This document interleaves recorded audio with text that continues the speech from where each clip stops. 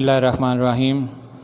बच्चों, आज हम चैप्टर 3 जिसका नाम काइनेमेटिक्स ऑफ लीनियर मोशन है, इसका मुताला करेंगे और इसको समझेंगे। सबसे पहले लफ्ज़ है काइनेमेटिक्स।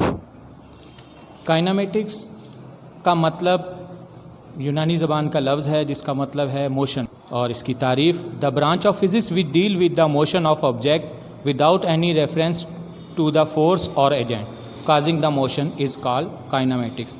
यानी तबीयात की वो शाख जिसमें अजसाम की हरकत का मुताला, क़ुव्वत या उसके किस सबब के तहत हरकत होती है, इसके बग़ैर मुताला किया जाता है कि इस चैप्टर के अंदर हम पढ़ेंगे। सबसे पहले हमारे पास इसमें टॉपिक है रेस्ट एंड मोशन, सुकून और हरकत। रेस्ट की डेफिनेशन के मुताबिक a body is said to be in the state of rest if it does not change its position with respect to its surrounding. एक जिस्म उस वक़्त हालत सुकून में होगा अगर वो अपने इर्द गिर्द के लिहाज से जगह तब्दील ना कर रहा हो, यानी सुकून में हो, कोई इसके इर्द गिर्द कोई इसमें चेंजिंग नहीं आ रही। जैसे 1 घंटा पहले रख है, उस 1 घंटे बाद भी उसी जगह पड़ा हो, तो इसे रेस्ट की कंडीशन में कहा जाएगा। मोशन या हरकत, इसकी definition a body is said to be in the state of motion. एक जिस्म को उस वक़्त हालत हरकत में कहा जाएगा।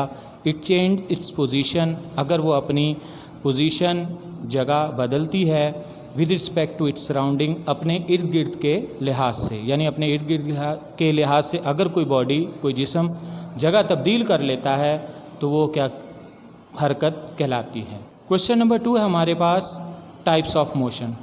जब हमारे पास कोई भी जिस्म अगर हरकत करता है तो कितनी इकसाम की हमारे पास हरकत होती हैं, तो इसके बारे में सबसे पहले हमारे पास है ट्रांसलेटरी मोशन।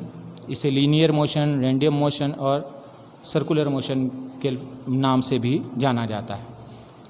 ट्रांसलेटरी मोशन सबकी definition, in this type of motion, इस किस हुक्म की हरकत के दौरान a body moves in a straight और कर्व पाथ, ये जिस्म पूरा एक सीधी रास्ते के ऊपर हरकत करता है। Every particle in the body is being displaced by the same amount, और इसमें जिस्म का हर पार्टिकल सेम अमाउंट के अंदर, एक जैसी मिकदार के अंदर हरकत में आता है। इसकी मिसालें, the motion of a car on a flat road, कोई कार एक सीधी सड़क पर जा रही है। The motion of a motor bike on a circular road, किसी मोटरसाइकिल की हरकत किसी गोल दायरे वाले या किसी चुरंगी के ऊपर जो हरकत होती है वो। And the motion of A cricket ball, और किसी क्रिकेट बॉल की हरकत जो कि जब उसे हिट किया जाए, छक्का लगाने के लिए या किसी भी रन लेने के लिए उसे हिट किया जाए। ये तमाम ट्रांसलेटरी मोशन या लीनियर मोशन की मिसालें हैं। नंबर 2 पर है हमारे पास रोटेटरी मोशन, गर्दिशी हरकत। If a body spins or rotate about a fix point or axis, its motion is called rotatory motion. अगर कोई जिस्म घूमता है या गर्दिश करता है किसी फिक्स पॉइंट के इर्द गिर्द, तो इसकी ये हरकत रोटेटरी या गर्दिशी मोशन हरकत कहलाती है। इसकी मिसालों में the rotation of earth about its own axis, the wheel of a moving car and the blades of moving electric fan are a few example of rotatory motion. ज़मीन की अपने एक्सिस के महवर के इर्द गिर्द हरकत, किसी गाड़ी के घूमते हुए पहिए की हरकत और पंखे के ब्लेड्स की यानी परों की हरकत उसके इर्द गिर्द, ये तमाम मिसालें हैं रोटेटरी मोशन की। इसी पर हमारे पास वाइब्रेटरी और ऑसिलेटरी मोशन। इसकी डेफिनेशन के मुताबिक to and fro motion of a body about its mean position is known as vibratory और एन ऑसिलेटरी मोशन। किसी जिस्म के अपने मीन पोजीशन यानी मरकज़ी नुक्ते के इर्द गिर्द की हरकत वाइब्रेटरी, इर्तियाशी या झूले वाली हरकत कहलाती है। जैसा कि इसकी मिसाल में मोशन ऑफ पेंडुलम, सीसा। इसकी मिसाल कि पेंडुलम की अपने मरकज़ी मकाम के इर्द गिर्द हरकत, बच्चों का झूला, सीसा, इसकी मिसालें हैं। हम काइनेमेटिक्स, डायनामिक्स, मैकेनिक्स और स्केलर वेक्टर क्वांटिटीज़ के बारे में पढ़ेंगे, इनको समझेंगे। तो सबसे पहले काइनेमेटिक्स, इसके बारे में हम पहले भी पढ़ चुके हैं लेकिन यहाँ पर एक दफ़ा दोबारा। The branch of physics which deal with the motion of object without any reference to the force or agent causing the motion is called kinematics. Physics की वो शाख जिसमें हम हरकत के बारे में पढ़ते हैं बग़ैर किसी हवाले के महवर या क़ुव्वत के ज़िक्र के बग़ैर। नंबर 2 पर डायनामिक्स। डायनामी का मतलब पावर या क़ुव्वत के साथ। The dynamics is the branch of physics which deal with the causes of motion and how they affect on the motion. Dynamics physics की वो शाख है जिसमें हम हरकत के असबाब और उसके क्या असरात होते हैं किसी क़ुव्वत के साथ, हम इसके बारे में पढ़ते हैं। नंबर 3 पर mechanics. Mechanics the branch of physics that deals with the kinematics and dynamics of object. Mechanics physics की वो शाख है जो कि काइनेमेटिक्स और डायनामिक्स के साथ या इनके बाहमी मिलने से जो तामुल करती है या अमल करती है वो मैकेनिक्स कहलाती है। नेक्स्ट टॉपिक है हमारे पास फ़िज़िकल क्वांटिटीज़ या तबई मिक़दारें। Any quantities which can be measured by any method is called a physical quantity. किसी भी मिक़दारों को जिनकी पैमाइश की जाए उन्हें तबईयाती या तबई मिक़दारें कहा जाता है। ये 2 किस्म की होती हैं, scalar quantities and vector quantities, यानी स्केलर मिक़दारें और वेक्टर मिक़दारें। Scalar quantities the physical quantities which are completely specified by their magnitude only are called scalar quantities. वो मिक़दारें जिनको हम मुकम्मल तौर पर अददी कीमत और इकाई से बयान किया जा सकता है, स्केलर क्वांटिटीज़ या स्केलर मिक़दारें कहलाती हैं। गैर सिमती मिक़दारें भी इन्हें कहा जाता है। Scalar can be represented bye A number. इसको एक नंबर या अददी लफ्ज़ से ज़ाहिर किया जाता है। 2, 4, 6, 3.5 वगैरह, ये सारे इसके साथ उसके यूनिट लिखी होगी। जैसे 2 के आगे अगर हमने उसकी यूनिट लिख दी kg तो इसका मतलब कोई भी चीज़ है जो 2 किलो है, तो 2 है हमारे पास मैग्नीट्यूड यानी अददी कीमत और kg उसकी यूनिट है। इसमें डायरेक्शन की ज़रूरत नहीं होती। The scalar quantities can be added, subtracted and multiply by simple arithmetic method. इनको आम तरीक़ों के ज़रिए जमा, तफरीक यानी माइनस और मल्टीप्लाई या ज़रब किया जा सकता है। फॉर एग्ज़ाम्पल, मिसाल के तौर पर mass, time, distance, speed, work, energy, temperature, charge, ETC। मिसाल के तौर पर ये सारी जो हमारे पास दर्जा हरारत, काम, तवानाई, टाइम, कमियत, ये सब मिसालें हैं हमारे पास स्केलर क्वांटिटीज़ की या स्केलर मिक़दारों की। नंबर 2 पर वेक्टर क्वांटिटीज़ या सिमती मिक़दारें। The physical quantities which are completely specified by their magnitude and direction both are called vector quantities. वो मिक़दारें जिनको मुकम्मल तौर पर अददी कीमत और यूनिट के साथ साथ डायरेक्शन की भी ज़रूरत हो वो हमारे पास सिमती मिक़दारें या वेक्टर क्वांटिटीज़ कहलाती हैं। A vector can be represented by graphically by a direction line segment with a arrow. Vector quantities या वेक्टर को हम एक तीर के निशान से ज़ाहिर करते हैं। They are added, subtracted and multiplied by geometric और ट्रिग्नोमेट्रिक मेथड। इन्हें आम तरीके से जमा, तफरीक या ज़रब नहीं किया जा सकता, बल्कि इसे ज्योमेट्रिक या ट्रिग्नोमेट्रिक के तरीके से जमा या मल्टीप्लाई या किया जाता है। इसकी मिसालों में area, displacement, velocity, acceleration, force, movement, torque वगैरह वगैरह, यानी हटाओ, वेलोसिटी, इसरा इसकी आम मिसालों में शामिल है। डिस्टेंस, डिस्प्लेसमेंट वगैरह के बारे में जानेंगे और पढ़ेंगे। Distance the length of path between 2 points is called the distance. Distance यानी फ़ासला, किसी भी 2 पॉइंट्स के दरमियान जो रास्ते के दरमियान जो पॉइंट्स होते हैं या वो फ़ासला डिस्टेंस कहलाता है। इट हैज़ मैग्नीट्यूड, इसकी सिर्फ अददी कीमत होती है और यूनिट होती है। It is a scalar quantity और ये एक गैर सिमती मिक़दार है, यानी इसमें हमें सिमत की ज़रूरत नहीं होती। नंबर 2 पर डिस्प्लेसमेंट या हटाओ। The shortest distance between 2 points is called displacement. दो पॉइंट के दरमियान कम से कम फासला या लीस्ट फासला जो है वो डिस्प्लेसमेंट या हटाव कहलाता है। यानी फ़र्ज़ करें आप रास्ता कवर करते हैं और आप 2 या 3 हिस्सों में कोई भी फासला यानी 1 किलोमीटर का फासला करते हैं, फिर 1.5 किलोमीटर का और फिर 1 किलोमीटर का, तो पहले और आखिरी पॉइंट के दरमियान जो सीधी स्ट्रेट लाइन होगी वो उसका डिस्प्लेसमेंट कहलाएगा। It has magnitude and direction, its unit is metre. इसका अददी कीमत और सिमत होती है और इसकी इकाई है मीटर। और ये एक, क्योंकि इसकी सिमत होती है इसलिए एक सिमती मिकदार या वेक्टर क्वांटिटी है।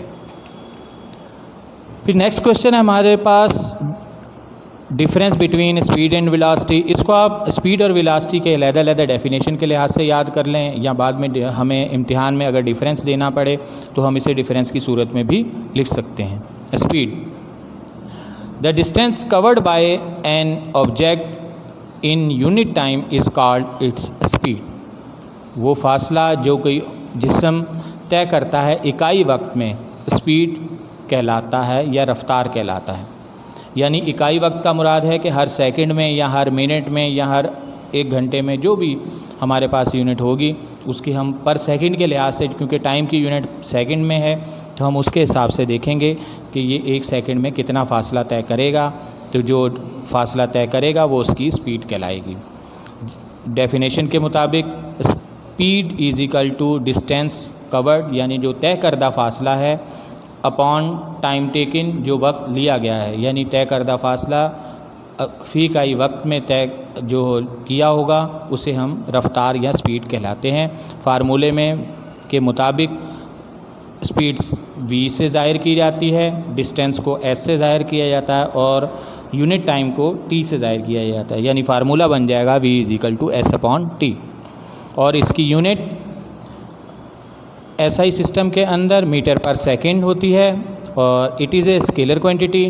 ये एक स्केलर मिकदार है, यानी एक गैर सिमती मिकदार है। When a body covers equal distance in equal intervals of time, जब कोई जिस्म फासला तय करता है एक जैसा फासला एक जैसे वक्त के दौरान, चाहे वो कितना ही मुख्तसर क्यों ना हो, the speed of the body is said to be uniform speed. इसे यकसां रफ्तार या यकसां स्पीड कहा जाता है। तो बच्चों हमारे पास नेक्स्ट टॉपिक है velocity. The rate of change of displacement or the distance covered by the body in a definite direction is called velocity. हटाव या फासले की इकाई वक्त में तब्दीली की शरह वेलोसिटी कहलाती है किसी भी ख़ास सिमत के अंदर। यानी velocity is equal to displacement upon time, और वेलोसिटी का फार्मूले के हवाले से या फार्मूले के मुताबिक v is equal to s upon t। Velocity की SI यूनिट मीटर पर सेकंड होती है और ये एक वेक्टर क्वांटिटी है क्योंकि इसकी एक ख़ास सिमत होती है। तो ये हमारे पास स्पीड और वेलोसिटी का ताल्लुक़ या डिफरेंस हमने इसमें पढ़ लिया। Define uniform velocity, variable velocity and average velocity. तो सबसे पहले when in speed and direction of motion of a body do not change, the velocity is said to be uniform velocity. Uniform velocity या यकसां velocity ऐसी velocity होती है जिसमें रफ्तार और सिमत में तब्दीली ना हो, यानी ये सेम डायरेक्शन में रहें, सेम स्पीड में रहें, तो ये चीज़ यूनिफॉर्म वेलोसिटी कहलाती है। द वेलोसिटी नेक्स्ट हमारे पास the velocity of the body change of either its speed change or direction or both of them such a velocity is called variable velocity. पहले जैसे हमने यकसां वेलोसिटी में हर चीज़ यकसां रहनी चाहिए, तो ये मुतगय्यर वेलोसिटी है हमारे पास, जिसकी डेफिनेशन अभी हमने पढ़ी। इसके मुताबिक किसी भी एक चीज़ में या दोनों चीज़ों में, दोनों चीज़ों से मुराद स्पीड में या डायरेक्शन में तब्दीली आएगी, फ़र्क आएगा, तो इसको हम मुतगय्यर या वेरिएबल वेलोसिटी कहते हैं। नंबर 3 पर है हमारे पास average velocity. The average velocity of an object is its total displacement divided by the total time taken. In other words, it is the rate at which an object change its position from one place to another. Average velocity और या औसत velocity हमारे पास एक ऐसी velocity होती है जिसमें जो भी जिस्म ने टोटल वक्त लिया है और जो उसने फासला तय किया है उसको डिवाइड करने के बाद जो हमारे पास औसत आएगा उस औसत को हम औसत वेलोसिटी कहेंगे। तो नेक्स्ट क्वेश्चन है हमारे पास क्वेश्चन नंबर 8, जिस define acceleration, D acceleration, uniform acceleration, average acceleration and variable acceleration. यानी ये इसरा एसेलरेशन या इसरा की इकसाम हैं, उनको आपने इसमें पूरे सवाल के अंदर बताना है या बयान करना है। तो सबसे पहले एसेलरेशन या इसरा क्या होता है? Rate of change of velocity of a body is called acceleration. Velocity की तब्दीली की शरह इसरा कहलाती है। एसेलरेशन का फार्मूला होता है acceleration is equal to change in velocity per unit time या टाइम टेकन। एसेलरेशन को ए से ज़ाहिर किया जा सकता है या किया जाता है, और चेंज इन वेलोसिटी, चेंज के लिए हम डेल्टा का सिंबल इस्तेमाल करते हैं जो छोटे ट्राइंगल से मिलता जुलता है, और वेलोसिटी को आप जानते हैं वी से, और टाइम को स्मॉल टी से ज़ाहिर किया जाता है। तो इसरा का फार्मूला हो गया a is equal to delta v upon t. Delta v क्योंकि दो वेलोसिटी में तब्दीली है, दो तरह की वेलोसिटी में तब्दीली है, यानी इनिशियल वेलोसिटी वी आई और फाइनल वेलोसिटी वी एफ में, तो इसलिए डेल्टा वी को हम अगर एक्सप्लेन करके लिखेंगे तो वी एफ माइनस वी आई यानी फाइनल वेलोसिटी और इब्तदाई वेलोसिटी के फ़र्क के हिसाब से लिखेंगे। एसेलरेशन का यूनिट मीटर पर सेकंड स्क्वायर होता है, और ये एक वेक्टर क्वांटिटी है, यानी इसकी सिमत होती है। ये हमारे पास जो अब तक हमने पढ़ी वो इसरा या एसेलरेशन की डेफिनेशन थी और उसके फार्मूला और यूनिट वगैरह थे। अब हम सबसे पहले क्या क्या इकसाम हैं। If the velocity is increase continuously, यानी अगर कोई वेलोसिटी बढ़ रही हो लगातार, the acceleration is positive and its direction in the direction of motion. तो इसरा जो होगा वो मुस्बत होगा और इसकी सिमत या डायरेक्शन जो है वो हरकत की सिमत में होगी। Number 2, if the velocity is decrease, अगर वेलोसिटी कम हो रही हो, द एसेलरेशन इज़ नेगेटिव, तो इसरा मनफी होगा, और इसी ही को डी एसेलरेशन, इब्ता या रिटार्डेशन कहा जाता है। Number 3, if the velocity of a body change by the equal amount in equal interval of time, अगर वेलोसिटी एक जैसे वक्त में तब्दील हो रही हो, एक जैसे मिकदार में तब्दील हो रही हो, तो इस इसरा को यकसा इसरा कहा जाता है। इसी तरह इसके against the rate of change of velocity is variable then the acceleration is said to be variable acceleration. अगर इसरा में या वेलोसिटी में तब्दीली आ रही हो यानी मुतगय्यर हो, तो जो इसरा पैदा होगा वो वेरिएबल एसेलरेशन या मुतगय्यर इसरा कहलाएगा। The ratio between total change in velocity and time is called acceleration. वो शरह जिसके मुताबिक जो वेलोसिटी की तब्दीली होती है इकाई वक्त में, उसकी अगर शरह या रेट निकाल दिया जाए तो उसको एवरेज एसेलरेशन या औसत इसरा कहलाता है या कहा जाता है। फर्स्ट इक्वेशन ऑफ मोशन को ड्राइव करेंगे, बताएंगे और इसको समझने की कोशिश करेंगे। जैसा कि जानते हैं इक्वेशन ऑफ मोशन यानी किसी भी हरकत करते हुए जिस्म के बारे में बताती हैं कि जो जिस्म हरकत करेगा वो किस तरह या उसकी हरकत में क्या क्या फ़र्क होंगे, और वेलोसिटी वगैरह, इसरा वगैरह और टाइम वगैरह कैसे मालूम किया जा सकता है। तो सबसे पहले first equation of motion, suppose a body is moving with initial velocity v i. फ़र्ज़ करें हमारे पास एक जिस्म वी आई से हरकत कर रहा है, यानी इब्तदाई वेलोसिटी उसकी 2 है, 4 है, 6 है, हम उसे यहाँ पर वी आई से शो कर देंगे। वी से मतलब वेलोसिटी और आई से मतलब इनिशियल यानी इब्तदाई velocity. And is undergoing uniform acceleration a, और इसमें इसरा जो पैदा होता है वो ए है। For a time T, time T के अंदर, such that it's final velocity become v f और इसकी आखिरी वेलोसिटी जो हो जाती है वो वी एफ यानी वेलोसिटी फाइनल हो जाती है। और टाइम है हमारे पास टी और एक्सेलरेशन है ए। तो सबसे पहले हम change in velocity of the body in time, जो वेलोसिटी में तब्दीली है उसे हम चेंज को ज़ाहिर करते हैं डेल्टा से और वेलोसिटी को ज़ाहिर करते हैं वी से। और अगर हम इसको एक्सप्लेन करें तो वी एफ माइनस वी आई यानी इब्तदाई वेलोसिटी से आखिरी वेलोसिटी में जो चेंज आ रहा है उसे हम डेल्टा से शो करते हैं और आगे वेलोसिटी का मतलब चेंज इन वेलोसिटी, ठीक है। और अगर वो पर यूनिट टाइम हो तो हम लिख लेते हैं v f minus v i upon t. तो ये हमारे पास एक्सेलरेशन की डेफिनेशन के मुताबिक ये दोबारा बन जाता है। एक्सेलरेशन की डेफिनेशन के मुताबिक आप इस तरह भी था हमारे पास, acceleration is equal to rate of change of velocity per unit time. तो आप देखेंगे यही डेल्टा वी की वैल्यू यहाँ पर रखी गई और पर यूनिट टाइम ही इसरा कहलाता है। क्योंकि हम first equation of motion drive कर रहे हैं तो इसमें यही इसरा एक्सेलरेशन या इसरा की डेफिनेशन जो है हमारे पास काम आती है और इसी डेफिनेशन को हम मज़ीद इस्तेमाल करते हैं। अब हमने इसको फर्स्ट इक्वेशन में चेंज करने के लिए, उसकी उस हालत में लाने के लिए टी डिवाइड हो रहा है तो ए के इजिकल के दूसरी तरफ जाकर ए से मल्टीप्लाई हो जाएगा। तो a multiply t is equal to v f minus v i. First equation of motion की स्टैंडर्ड फॉर्म के मुताबिक v f is equal to v i plus a t होता है। तो अब माइनस वी आई है, माइनस वी आई इधर आके प्लस का वी आई हो जाएगा। तो ये हो जाएगा वी आई प्लस का और a t is equal to v f. यहाँ पर ए टी पहले ही प्लस का था तो इसलिए प्लस लिख दिया।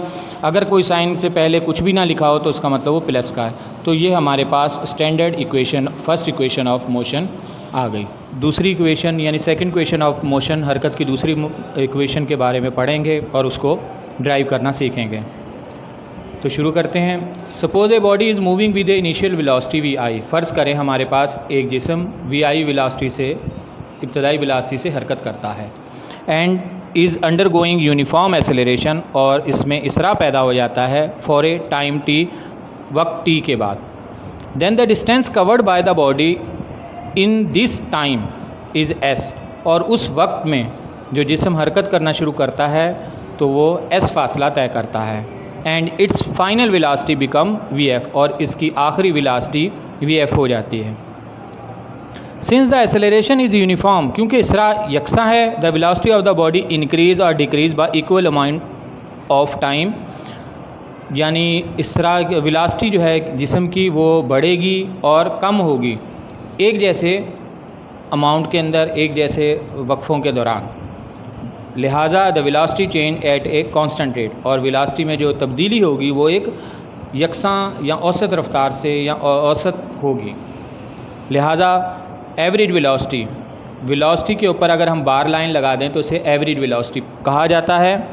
तो average velocity is equal to v f plus v i. दो वेलोसिटियाँ हैं तो इसको 2 से डिवाइड करके हम इसकी औसत या एवरेज वेलोसिटी मालूम कर सकते हैं, यानी इब्तदाई वेलोसिटी और आखिरी वेलोसिटी, इनिशियल वेलोसिटी और फाइनल वेलोसिटी को प्लस करके और divided by 2 we get average velocity. इसके बाद क्योंकि जिस्म ने फासला तय किया है, डिस्टेंस ट्रेवल किया है, तो फासले को हम ज़ाहिर करते हैं एस से, और एस है हमारे पास जो फार्मूले के मुताबिक या इसकी डेफिनेशन के मुताबिक average velocity multiply by time is equal to distance. तो ये हमने उसका फासले का या डिस्टेंस का फार्मूला लिख लिया कि इसको एवरेज वेलोसिटी और इसको टाइम से मल्टीप्लाई या प्रोडक्ट होगा वो फासले के या डिस्टेंस के बराबर होगा। इसके बाद हम इसकी वैल्यू रख देंगे। एवरेज वेलोसिटी की वैल्यू हमारे पास v f plus v i upon 2, तो ये हमने इसकी जगह रख दी v f plus v i upon 2 और मल्टीप्लाई बाय है टी। तो अब हमारे पास ये जो इक्वेशन आई है इसमें हमारे पास एक और चीज़ है बच्चों, वो है वी एफ। आप देख रहे हैं ये वी एफ हमारे पास ये एक अलहदा से जब आपने फर्स्ट इक्वेशन ऑफ मोशन है ये की थी तो ये वी एफ हमारे पास इक्वल था वी आई प्लस ए और टी के, आपको याद होगा। तो ये फर्स्ट इक्वेशन ऑफ मोशन के बराबर है। तो ये वी एफ की वैल्यू हम यहाँ पर दोबारा पुट कर देंगे। तो v f is equal to v i plus a t, सिर्फ वी एफ की जगह ये दो चीज़ें हमने रख दी हैं। और इसके बाद ये वाला प्लस है, हमने प्लस ऐसे लिख दिया और साथ इसके वी आई है, हमने वी आई भी एज इट इज़ उतार दिया। अपॉन में इसके 2 है और मल्टीप्लाई बाय टी। ये वैल्यू रखने के बाद एक वी आई ये है और एक वी आई ये है वैल्यू है हमारे पास, दोनों 1 1 हैं और 1 + 1 इज इक्वल टू 2 वी आई। और इसके बाद प्लस ए टी ये वाला और अपॉन में हमारे पास है 2 मल्टीप्लाई बाय टी। तो बच्चों अब हम इसको टी को यहाँ पर इनसे मल्टीप्लाई कर सकते हैं, चाहे आप इस स्टेप में कर दें या आखिरी वाले में कर लें, दोनों में से आप जो चाहें उसमें आसानी के लिए किया जा सकता है। तो बेहतर है ये है कि ये आप यहाँ पर एलसीएम भी ब्रेक करना है, तो हम इसी के मुताबिक चलते हैं। सबसे पहले हम एलसीएम ब्रेक कर लेते हैं। 2vi/2, ये 2 इस 2vi के नीचे भी है और ये प्लस at के नीचे भी यही वाला 2 है, तो प्लस at/2। बच्चों ये आपने स्टेप कम देखा होगा क्योंकि ये आपने एलसीएम लेना तो देखा होगा, ब्रेक करना कहीं कहीं हमें इस्तेमाल करते हैं, तो इसलिए हो सकता है यहाँ कन्फ्यूज़न हो। जैसे एलसीएम लेते हैं इन दोनों का एलसीएम क्या आएगा, हमारे पास 2 आएगा। तो इसी तरह जब एलसीएम लेने के बाद जब हम डिवाइड मल्टीप्लाई करेंगे तो ऊपर वाली हमारे पास इक्वेशन दोबारा आ जाएगी। और फिर इसके बाद हमारे पास बाहर हमारे पास मल्टीप्लाई टी है। ब्रैकेट डालकर टी अलहदा से इसलिए लिख दिया ताकि ये इसमें मिक्स ना हो जाए या इसके साथ ना लिखा जाए और हमारी इक्वेशन गलत ना हो। फिर इसके बाद ये 2 से 2 कैंसिल हो जाएगा, तो हमारे पास बचेगा अंदर वी आई प्लस at/2 और इसके बाहर हमारे पास बचा टी। अब हम ये टी इन दोनों से मल्टीप्लाई कर देंगे। आपने टी को मल्टीप्लाई करने के बाद v i multiply t v i t हो गया और प्लस ए टी को टी को मल्टीप्लाई किया तो टी का स्क्वायर हो गया, अपॉन में 2 ऐसे ही एज इट इज़ लिख दिया। फिर इस इजिकल के इस तरफ हमारे पास एस है, ये एज इट इज़ ऐसे आ जा रहा है एंड के तक हमारे पास साथ ऐसे ही चलेगा। इसके बाद अगर हम इसको स्टैंडर्ड फॉर्म में लिखेंगे सेकेंड इक्वेशन को, तो s is equal to v i t plus यहाँ पर हाफ की फॉर्म के अंदर लिख लेंगे ए टी स्क्वायर, तो ये वो स्टैंडर्ड फॉर्म के अंदर आ जाएगा। क्योंकि ए टी स्क्वायर को अगर हम 1 से मल्टीप्लाई भी करेंगे ऊपर वाले से, तो हमारे पास एज इट इज़ 1 से जो चीज़ भी मल्टीप्लाई हो जाए तो वो पहले वाली चीज़ दोबारा वापस आ जाती है। तो ये स्टैंडर्ड फॉर्म में लिखने के लिए सिर्फ इस इक्वेशन को हमने ये 1 की फॉर्म में लिख दिया, वरना जवाब यहाँ तक भी आपका माना जाता है। बाद मरता हो जाता है इस सवाल में कंफ्यूज करने के लिए इम्तिहान में वो इस फॉर्म के अंदर देते हैं कि जी आपने ये ड्राइव करना है, तो बच्चे ये सोचते हैं शायद कि ये 1/2 या कोई और इक्वेशन है, तो ये जहन में रहे कि ये यही चीज़ है, बस उसका एक स्टेप बढ़ जाता है और उसमें कम हो जाता है। तो बच्चों आज हमारे पास ये सेकंड इक्वेशन ऑफ मोशन थी जो हमने आज ड्राइव की, तो आपने ये अच्छी तरह समझनी है क्योंकि ये न्यूमेरिकल में भी काम आएगी और हमें आगे भी जो भी सवालात वगैरह करने होंगे वो उसमें ये इस्तेमाल होगी। और अगर आपके जहन में कोई क्वेश्चन हो, जो चीज़ ना ये स्टेप ना समझ में आए, तो आप अलहदा से पूछ सकते हो। Third equation of the motion यानी हरकत की तीसरी मसावात अखज़ करना सीखेंगे, उसकी डेरिवेशन सीखेंगे। तो शुरू करते हैं। Suppose a body is moving with initial velocity v i. फ़र्ज़ करें एक जिस्म हमारे पास इब्तदाई वेलोसिटी वी आई से हरकत कर रहा है and undergo uniform acceleration a, और इसमें ए इसरा पैदा होता है फॉर ए टाइम टी में। Then the distance covered by the body, और जो जिस्म फासला तय करता है in this time is s कहलाता है या एस है, and its final velocity become v f, और इसकी आखिरी वेलोसिटी वी एफ है। बच्चों ये जो पैराग्राफ है ये same second equation of motion जैसा ही है, इसलिए इसमें कोई नई चीज़ नहीं है, लेकिन बहरहाल इसी के मुताबिक हम इसी से थर्ड इक्वेशन अखज़ करेंगे या ड्राइव करेंगे। द एक्सेलरेशन इज़ यूनिफॉर्म, क्योंकि इस तरह जो यूनिफॉर्म यकसा है इसमें एवरेज वेलोसिटी पैदा होगी, और एवरेज वेलोसिटी को हमने जैसे पहली इक्वेशन में किया था, average velocity is equal to v f plus v i upon 2। ये बिल्कुल वही पहले वाली इक्वेशन की या सेकंड इक्वेशन में जो किया था वही स्टेप यहाँ तक सेम है। फिर इसी तरह डिस्टेंस का हमने फार्मूला लिखा था, distance travel average velocity multiply time, average velocity multiply time, दोनों के हमने सिंबल लिख दिए। फिर इसमें वैल्यू पुट कर दी एवरेज वेलोसिटी की। एवरेज वेलोसिटी की वैल्यू Vf प्लस Vi/2 और मल्टीप्लाई t। तो बच्चों यहाँ तक हमारे पास सेकंड इक्वेशन और थर्ड इक्वेशन में कोई फ़र्क नहीं है, पूरे पैराग्राफ वर्डिंग वगैरह सब सेम है। जो इसको डिफरेंट बनाता है वो इसको तीसरा या इसके बाद वाला जो स्टेप है वो इसको इससे अलहदा या थर्ड इक्वेशन की तरफ ले जाता है।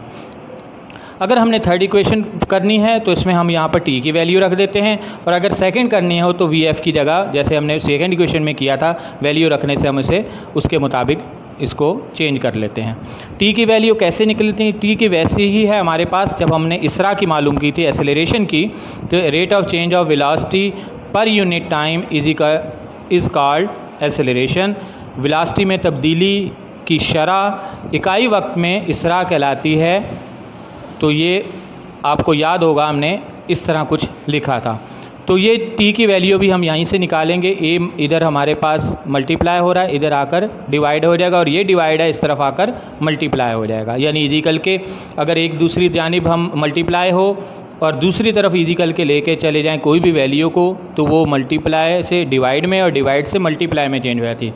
अगर कोई चीज़ प्लस हो रही हो तो इजिकल के दूसरी तरफ जाने के बाद माइनस, और इधर माइनस हो रही हो तो दूसरी तरफ जाकर प्लस हो जाती है। तो इस कंडीशन में हमारे पास t जो है डिवाइड हो रहा है, इस तरफ आकर मल्टीप्लाई हो गया, और Vf minus Vi as it is उतार लिया, a मल्टीप्लाई हो रहा है, इधर आकर हमारे पास डिवाइड हो गया। तो ये t की वैल्यू हमारे पास यहाँ पर आ गई। ये t की वैल्यू हमने यहाँ पर पुट कर देनी है। तो ये वैल्यू हम यहाँ पर रख देंगे, s is equal to Vf plus Vi/2 और multiply by Vf minus Vi/a। तो ये दोनों हमारे पास इसी तरह क्योंकि आपस में मल्टीप्लाई हो रहे हैं, तो नीचे वाले हमारे पास 2 को a से मल्टीप्लाई कर देंगे तो 2a, और ऊपर वाला हम एज इट इज़ लिख देंगे Vf प्लस Vi और multiply by Vf minus Vi। ये ब्रैकेट में अगर दरमियान में मल्टीप्लाई ना भी लिखें तो कोई फ़र्क नहीं पड़ता, लेकिन अगर आप याद रखना चाहें तो मल्टीप्लाई का साइन लगा सकते हैं। अब ये दोनों ऊपर हमारे पास दो तरीके हैं इन दोनों को मल्टीप्लाई करने के। एक हमारे पास फार्मूले की शेप है a square minus b square is equal to a plus b और a माइनस बी। तो ये दोनों के बराबर है a का स्क्वायर। तो यहाँ पर a Vf है और b है हमारे पास Vi। दोनों एक प्लस में और एक माइनस में है, एक प्लस और एक माइनस में, तो दोनों आपस में मल्टीप्लाई हो रहे हैं, ये भी मल्टीप्लाई हो रहे हैं, तो बराबर होगा a का स्क्वायर यानी Vf का स्क्वायर, और फिर है हमारे पास माइनस फार्मूले के मुताबिक, और फिर b का स्क्वायर। b का स्क्वायर है हमारे पास Vi और इसका स्क्वायर अपॉन में 2a एज इट इज़ लिख दिया। साथ है हमारे पास इजिकल के दूसरी जानिब s। 2a डिवाइड हो रहा है, इस तरफ आकर s से मल्टीप्लाई हो जाएगा, तो ये हो जाएगा 2as is equal to Vf square minus Vi square. तो ये वैल्यू जो हमारे पास आ गई, अब ये हमारे पास थर्ड इक्वेशन की स्टैंडर्ड फॉर्म है, और ये हमारे पास ड्राइव मुकम्मल हालत में हो गई। इसके बाद हमारे पास लास्ट टॉपिक है मोशन अंडर ग्रेविटी, यानी शकल के तहत या कशिश जो ज़मीन की कुव्वत लगाती है उसे कशिश शकल कहते हैं। तो इसके तहत हरकत या साम कैसे हरकत करते हैं इसके बारे में हम इसमें पढ़ेंगे। तो इसमें if an object thrown vertically upward it rise to a particular height and then fall back to the ground. अगर कोई जिस्म को, किसी बॉडी को हम लोग ऊपर की तरफ फेंकते हैं तो वो कुछ ऊंचाई तक जाता है और उसके बाद वो वापस ज़मीन की तरफ आ जाता है। The attraction of the earth on the thrown object, ऊपर फेंके हुए ऑब्जेक्ट के ऊपर, बॉडी के ऊपर या जिस्म के ऊपर जो हम लोग अट्रैक्शन या ज़मीन कुव्वत लगाती है, इस कॉल्ड ग्रेविटेशनल अट्रैक्शन और ग्रेविटी। तो इसे ज़मीन की कशिश शकल कहा जाता है या सादा अल्फाज में ग्रेविटी कहा जाता है। And the change in velocity of the object, और जो वेलोसिटी में तब्दीली आती है as a result of this attraction, इस कशिश की वजह से is known as acceleration due to gravity. तो हम लोग उसे या फिज़िक्स में उसे शकली इसरा के तहत हरकत या ग्रेविटी कहते हैं। The acceleration due to gravity is represented by g. शकली इसरा के को हम लोग जी से ज़ाहिर करते हैं, स्मॉल जी से, and its value is 9.8 metre पर सेकंड स्क्वायर, और इसकी वैल्यू 9.8 मीटर पर सेकंड स्क्वायर होती है। आमतौर पर इसे 10 मीटर पर सेकंड स्क्वायर भी लिखा जाता है। इसमें कुछ चेंजेस आती हैं जो कि हमारे पास फर्स्ट इक्वेशन, सेकंड इक्वेशन और थर्ड इक्वेशन ऑफ मोशन के को थोड़ा सा चेंज कर देती हैं। तो बच्चों आप लोग याद रखिएगा कि VF चेंज नहीं होता, VI चेंज नहीं होता। एक्सेलरेशन A G में बदल जाता है, और S जो है फासला वो हाइट में बदल जाता है, क्योंकि ज़मीन से ऊपर की तरफ थ्रो जो चीज़ की जाती है तो उसमें ग्रेविटेशनल एक्सेलरेशन होता है, इसलिए उसे आम सादा A से नहीं ज़ाहिर किया जाता बल्कि स्मॉल g से ज़ाहिर किया जाता है, जिसका मतलब ग्रेविटेशनल एक्सेलरेशन या शकली इसरा होता है। और फासला s ज़मीन पर या लीनियर मोशन में होता है, नीचे से ऊपर जब थ्रो करते हैं किसी जिस्म को तो उसमें हाइट होती है, तो इसलिए s जो है वो h में चेंज हो जाता है। बाकी चीज़ में इक्वेशन में कोई तब्दीली नहीं आती। यानी फर्स्ट इक्वेशन ऑफ मोशन हमने जो ड्राइव की थी वो थी VF = VI + AT। इसमें कोई चेंज नहीं होगा, ये एज इट इज़ इसी तरह रहेगी। अगर कोई जिस्म ऊपर से नीचे या नीचे से ऊपर हरकत कर रहा है तो ये इसमें सिर्फ एक चेंज आएगा, VF = VI + AT के बजाय आप यहाँ पर इसे GT कर लेंगे, तो एक जो चेंज हो जाएगा G में। तो नंबर 2 पर है हमारे पास second equation of motion, S = VIT + ½ AT²। और ये ग्रेविटेशनल एक्सेलरेशन में जब यहाँ ऐसी बॉडी में जो नीचे से ऊपर थ्रो की जाए उसमें जब चेंज होगी तो S चेंज हो जाएगा H में। H तो इसको इस तरह लिखा जाएगा, H = VIT + ½ GT²। तो ये चेंज हो जाएगा GT के अंदर, यानी G के अंदर। उसी तरह जैसे पहली इक्वेशन में A को G से बदल दिया था तो इसको भी G से चेंज कर देंगे। इसी तरह थर्ड इक्वेशन ऑफ मोशन जो हमारे पास है 2AS = VF² - VI²। और तो जब ये ग्रेविटेशनल एक्सेलरेशन की फॉर्म में चेंज होगी तो ये हो जाएगा 2GH = VF² - VI²। तो इसमें आपने देखा बच्चों कि तीनों इक्वेशन में A जो है G में चेंज हो गया और S जो है H में चेंज हो गया, इसके अलावा कोई चेंज नहीं आता। तो इसको हम इक्वेशन को न्यूमेरिकल में इस्तेमाल करेंगे तो आपको इंशाल्लाह और ज़्यादा समझ में आ जाएगा। For observer on the surface of the earth upward direction is usually taken as negative. अगर किसी जिस्म को नीचे से ऊपर थ्रो किया जाए तो उसको, उस इसरा को वो हम लोग या एक्सेलरेशन को नेगेटिव साइन में शो किया जाता है, यानी वो नेगेटिव G होता है। अगर G ऊपर से नीचे कोई वैल्यू ऊपर से या जिस्म ऊपर से नीचे आ रहा है, यानी नीचे से ऊपर थ्रो करने के बाद वापस अपनी ज़मीन की तरफ आता है तो उसका एक्सेलरेशन पॉजिटिव लिया जाता है। For a body moving upward is negative and for a body moving downward is positive. और जो ज़मीन की जो हमारी तरफ जिस्म हरकत करता है वो इस हिसाब से उसकी एक्सेलरेशन तरतीब दी जाती है या इसी तरह आता है।